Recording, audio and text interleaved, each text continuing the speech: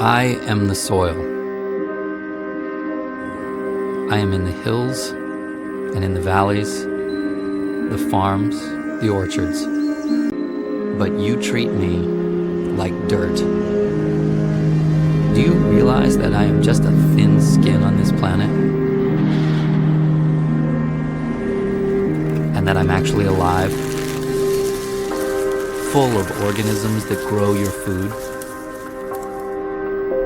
But I am broken, aching, overused, sick because of you. I am turning to dust.